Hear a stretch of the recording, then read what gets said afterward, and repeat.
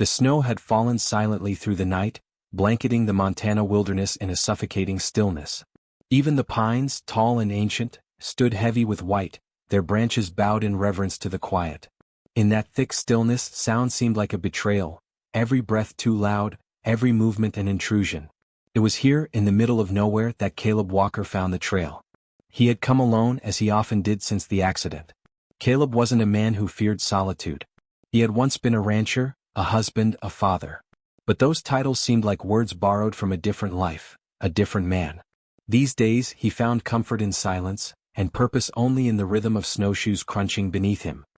His beard was stiff with frost, and his gloved fingers trembled slightly as he crouched beside the faint marks in the snow. Blood. It had congealed in the freezing cold, barely a splash against the unbroken white, but enough to draw him forward. The prints were unmistakable, hoof marks, erratic and panicked, deeper on the left side. Something had limped through here recently. A wild horse. Stallion maybe. Caleb's heart clenched, not with fear but memory. His daughter May had loved horses. Loved them so much it scared him sometimes, the way she could calm even the wildest ones with just a whisper and a look. But she was gone now. Gone with the twist of metal and the shriek of tires on a rain-slick road. The grief hadn't eased. It had just changed shape. He rose slowly, gaze fixed ahead. The trees parted in the distance, revealing a clearing half buried in snow. That's when he saw it, dark against the white, barely more than a shadow slumped in the ice. A horse. Caleb approached cautiously, his breath rising in visible bursts. The animal didn't move. Not at first. Then, with a sudden jerk of its head, the stallion tried to rise, and failed. Its body shuddered, one hind leg twisted at an unnatural angle. Snow clung to its flanks like ash. Its mane, tangled and streaked with frost, fluttered faintly in the wind. The stallion's eyes were half-lidded but not dulled. There was fire in them still. Caleb dropped to one knee. "Easy, boy," he whispered, surprised at the steadiness in his own voice. "I'm not here to hurt you." The horse stared, nostrils flaring, breath shallow. It didn't back away. It couldn't. The leg was clearly broken, possibly more. And yet, the stallion had dragged itself all the way here, through miles of wilderness, through pain that would have brought a lesser creature down. There was something else in its eyes, something Caleb couldn't name. He reached into his pack for a blanket, unfolded it and moved slowly. The stallion didn't flinch as Caleb draped it over the shivering body. That, more than anything, unnerved him. It wasn't just injured. It was exhausted. Spent beyond fear. "Where did you come from?" Caleb murmured. The stallion blinked, but his gaze did not leave Caleb's face. That look, that unbroken stare, dug under Caleb's skin, was too knowing, too calm. Horses didn't look at people that way. Not wild ones.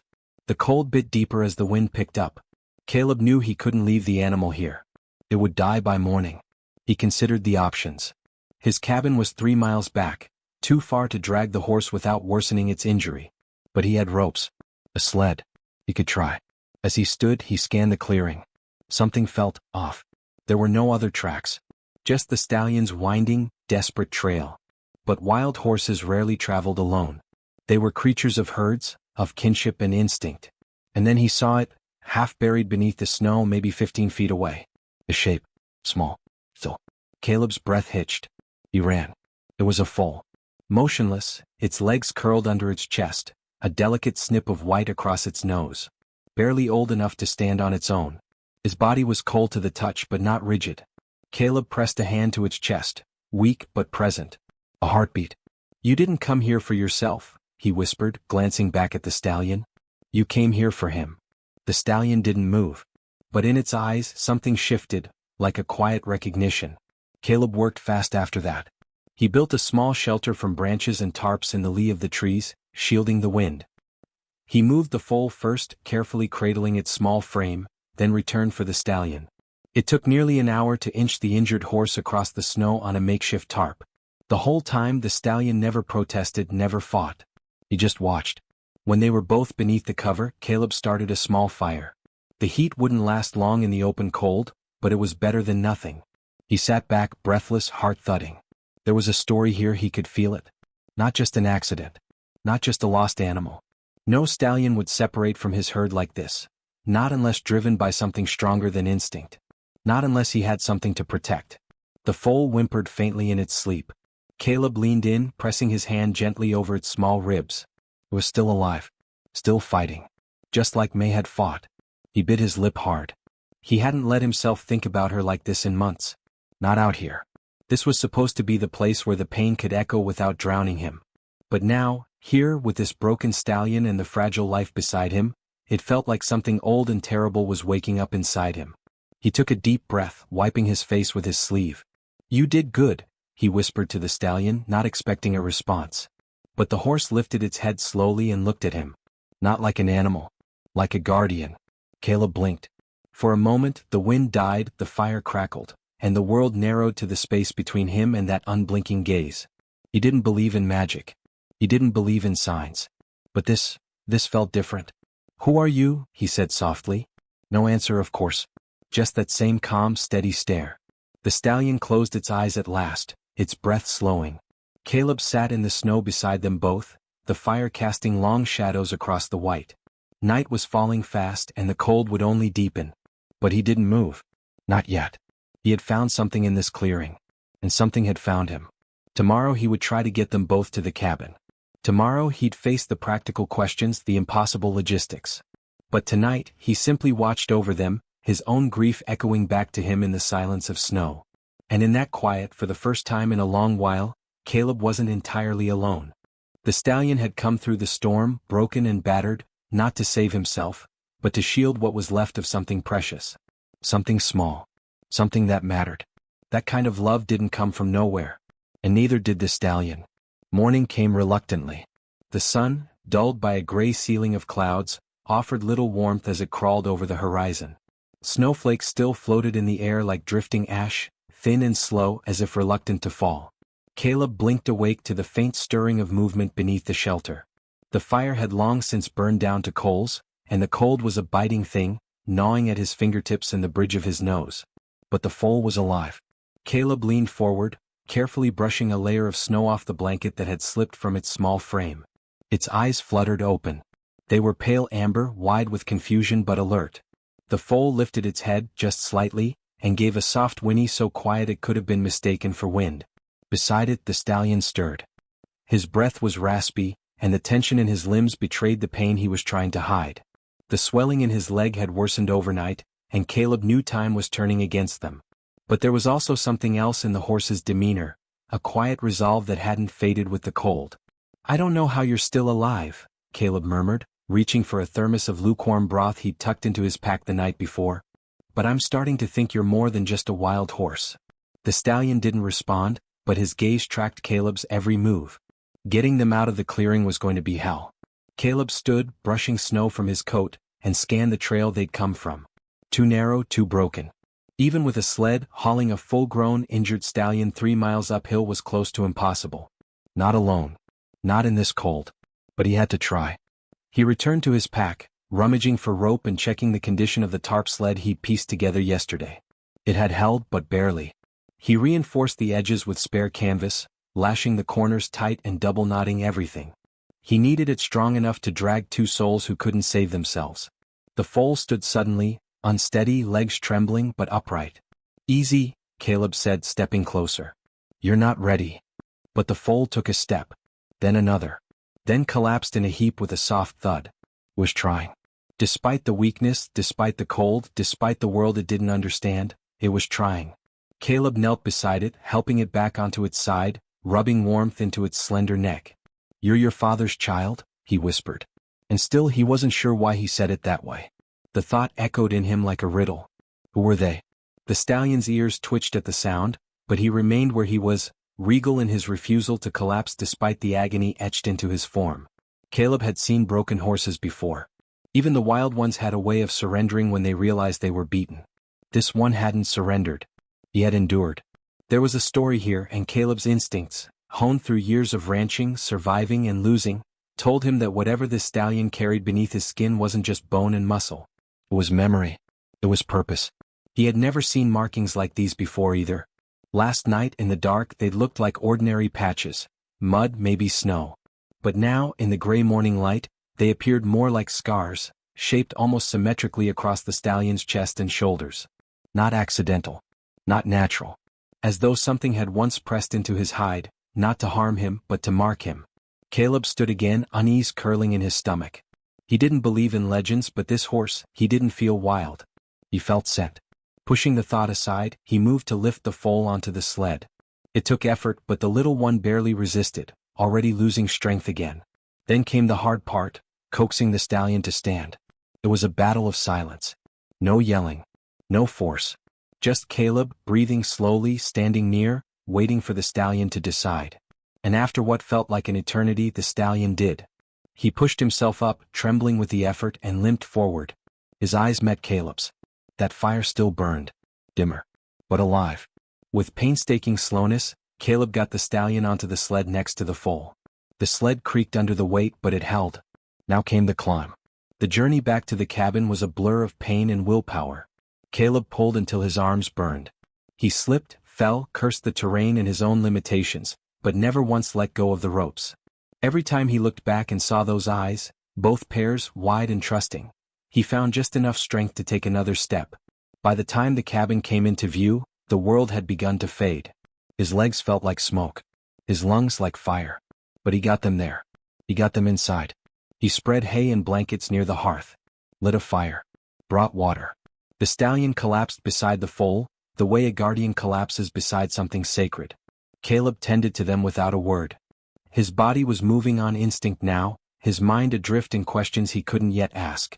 They slept for hours. When they woke, the storm had returned, fierce and howling, battering the windows like a warning. Caleb sat by the fire, notebook in hand, writing down everything he remembered, the trail, the blood, the way the stallion had looked at him. He didn't understand what any of it meant yet, but he felt the weight of it in his bones. This wasn't just chance. It couldn't be. He'd lived too long in this place, seen too many strange things vanish beneath the snow to dismiss it all as coincidence. Late in the evening, as the wind began to die, a knock echoed on the cabin door. Caleb froze. No one knew he was out here. He crossed the room slowly and opened the door a crack. Outside stood a woman in a weathered ranger's coat, dusted with snow, her face flushed with cold. Her name badge read, S. Hollis. Her gaze swept past him and landed instantly on the stallion curled by the fire. "I tracked him here," she said without preamble. Caleb stiffened. "He was injured. Found him 2 days ago." Her eyes narrowed slightly, scanning the room. "Did he come alone?" Caleb hesitated. "There's a foal." Something in her expression shifted, softened, but not with sympathy. With realization. "You don't know, do you?" she said quietly. "That's not just a horse." Caleb's voice dropped. "Then what is he?" She stepped inside without waiting for an invitation, brushing snow from her shoulders. She approached the stallion slowly, almost reverently. The stallion lifted his head but didn't flinch. They knew each other. Caleb watched, the tension in his chest tightening like wire.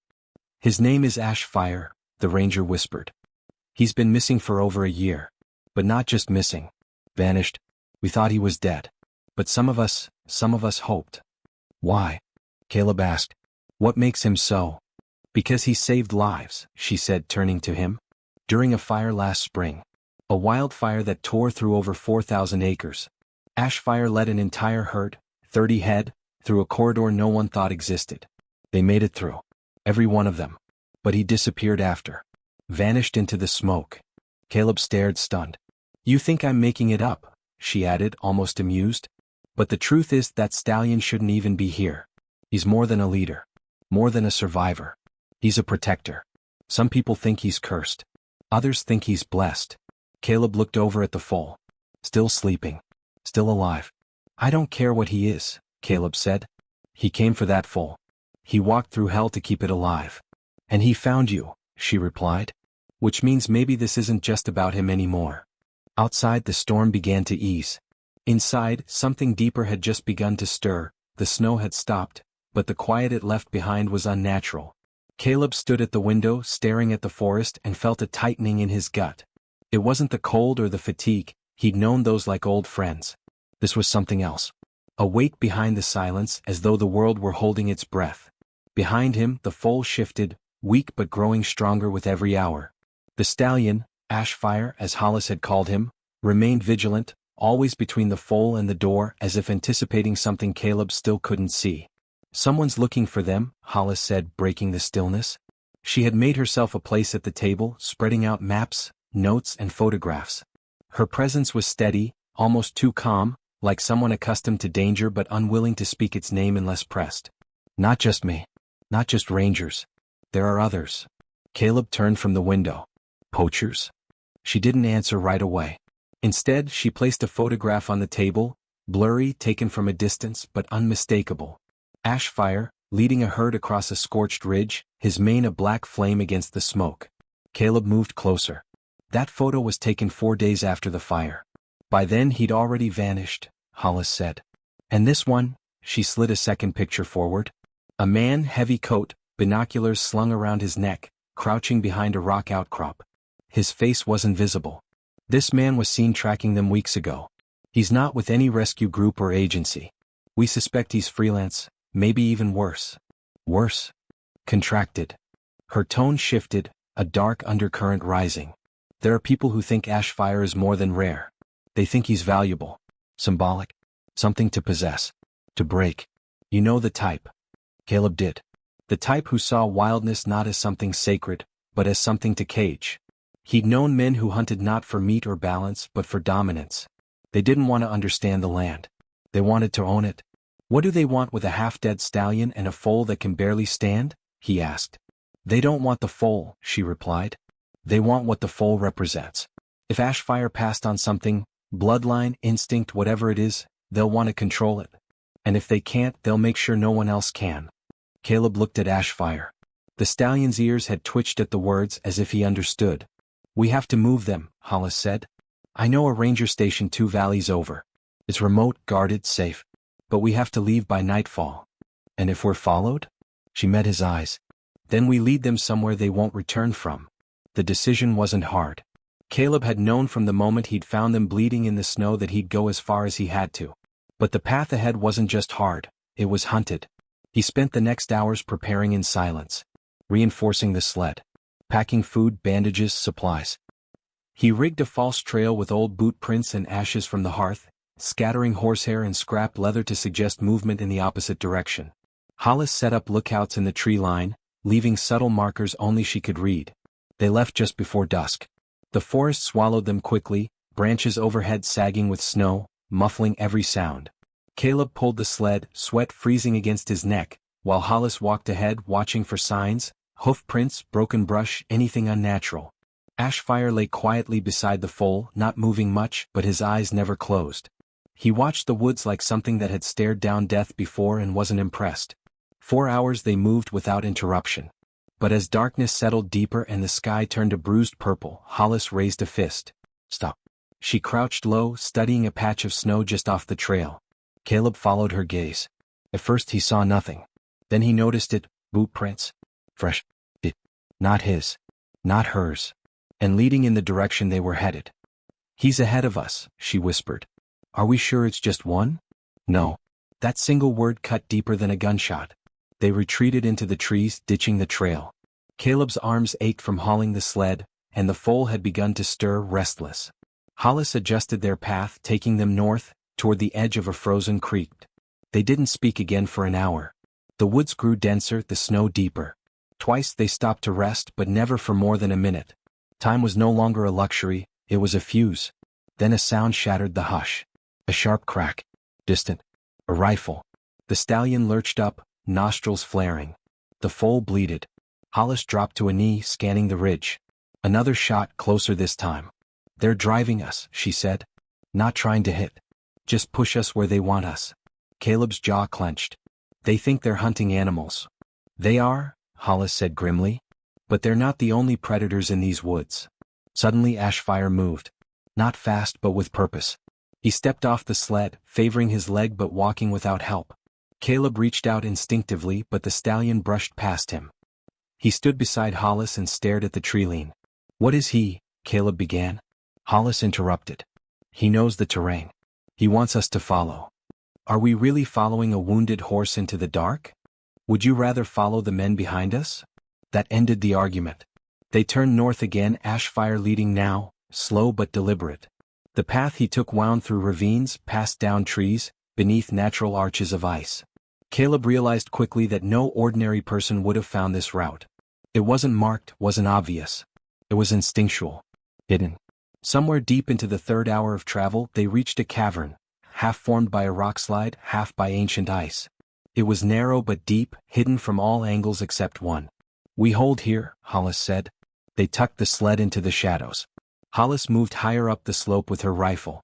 Caleb stayed with the foal, wrapping it in blankets, checking its heartbeat. It was steady. Stronger than yesterday. Ashfire remained outside, scanning the woods. Then they came. No voices. No warnings. Just footsteps. Slow. Confident. Hollis didn't shoot, not yet. She waited. Observed. Caleb watched from below, eyes straining against the dark. A figure emerged between the trees. Then a second. Both armed. Both moving like they knew exactly where they were going. They stopped 20 yards from the cavern's mouth. One of them called out. "You've got something that doesn't belong to you." Caleb felt rage rise in his throat. But he held it in. Hollis answered. "Then come and take it." Pause. Then the first man stepped forward, raising his weapon. Ash fire exploded from the trees like a shadow torn free from the earth. His movement was a miracle, a flash of muscle and fury.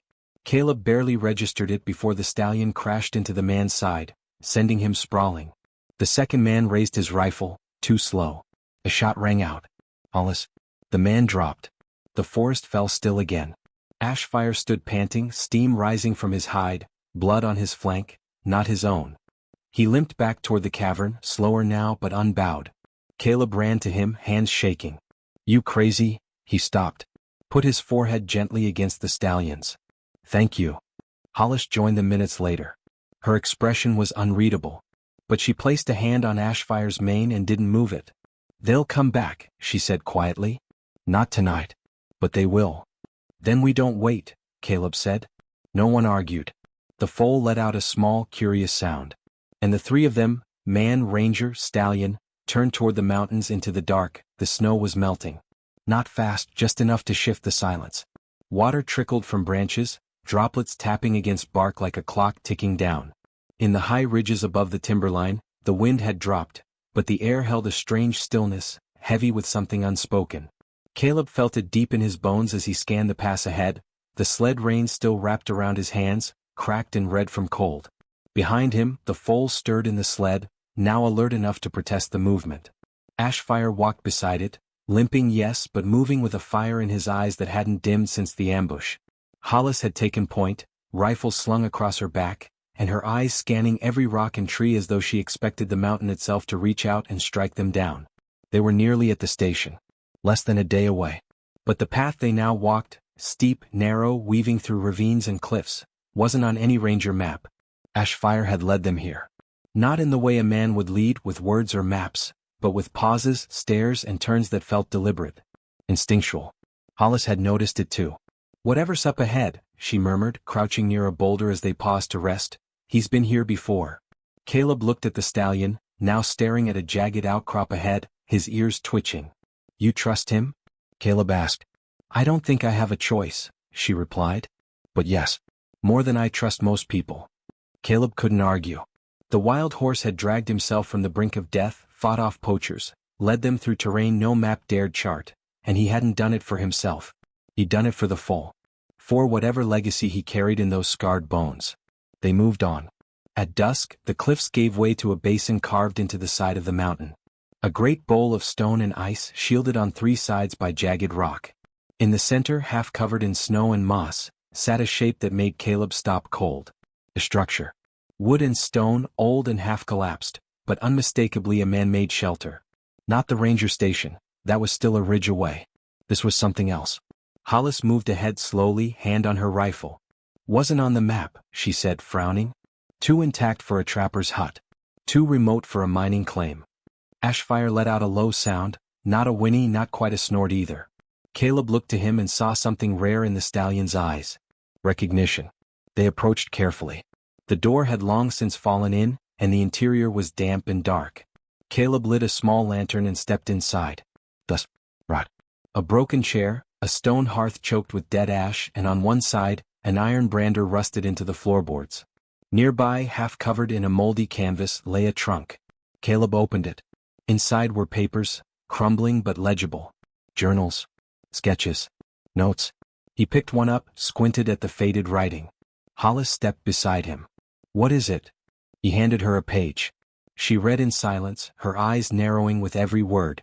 Then softly she whispered, "It's a breeding ledger." Ashfire stood in the doorway, breathing slow, watching them. Caleb reached for another page. "Experimental pairings," he read aloud, disgust curling in his throat. "Controlled wild stock for endurance and response. Foal retention after maternal removal, successful." He looked up. They were trying to breed wild instincts out of the bloodline. Make something obedient, trainable. Still strong, still fast, but tame. Hollis ran a hand down her face. This wasn't just some backwoods breeder. This was deliberate. Funded. They were making weapons on 4 legs. Caleb turned toward the stallion. Ashfire was born here. The stallion didn't move. But he wasn't tamed, Hollis added. He escaped. Took the fire with him. The wind shifted. Caleb's lantern flickered. The foal let out a soft cry from the sled outside. And then they heard it. Footsteps. More than one. Caleb doused the lantern. Hollis was already moving, positioning herself at the window's edge. Outside, Caleb could make out 3 figures descending into the basin, dark coats blending with the rocks, rifles slung low. Not like rangers. These were men who knew what they were hunting, and didn't care who got in their way. "They tracked us," Hollis whispered. "Saw our turn off." Caleb looked around. The structure had no back exit. "We're boxed in." "We've got one shot," she said. "Create a diversion. Draw them toward us. Then let Ashfire take the foal out through the southern pass. It's narrow, but it curves down toward the ranger station." "He's injured," Caleb said. "He won't care." She was right. The stallion had already stepped beside the sled, waiting. Caleb crouched, pressing his forehead briefly to the foals. "Run like hell, little one." Then he turned to Ashfire and nodded. The stallion moved, slow at first, then steady, guiding the sled toward the pass. His limp was noticeable, but didn't stop him. Not anymore. Hollis fired first. One shot. Then another. Not to kill, just to scatter. The attackers returned fire, but their aim was rushed. Hollis ducked behind the hearth as Caleb hurled a lantern full of oil across the room. It shattered against the front beam and flames erupted, casting smoke and confusion in all directions. "Now!" Hollis yelled. They fled through the side, smoke curling into the sky, fire masking their retreat. Caleb and Hollis scrambled down a ridge, circling wide. They didn't speak. There was no time. From the distance they heard hooves on ice. Fast. Unyielding. And then a cry. Not the foal. A man. By the time they reached the base of the trail, Ashfire was waiting. The sled was still moving. The foal unharmed. Blood stained the snow behind them, but it wasn't the stallions. He had killed one of the men. Caleb didn't ask how. Hollis's voice was raw. "You should be dead." Ashfire simply turned away, leading them onward. They reached the ranger station by dawn. High walls. A radio tower. And a woman with a badge and eyes just as tired as theirs who let them in without question. Inside they tended the foal. Fed it. Warmed it. The station had enough supplies to last the month. Enough arms to fend off anyone who dared follow. But the danger wasn't over. Hollis made the report. She told them about the men, the breeding program, the cabin in the mountain that never should have existed. Caleb watched the stallion. He stood near the window, gazing toward the ridge they'd come from. Not pacing. Not restless. Just watchful. Hollis joined him. "You should be out there," she said. "With your kind." Ashfire didn't move. Caleb came to her side. "Maybe he is with his kind." Later the radio cracked. HQ confirming the report. Promising backup. An investigation. But they all knew what would happen. Evidence would vanish, funding would shift, and those responsible would slip into shadow. But Ashfire had left something behind. The foal. Born of fire. Raised in snow. Unbroken. And that was enough. Outside, snow began to fall again, soft, slow. Not silence this time. But peace.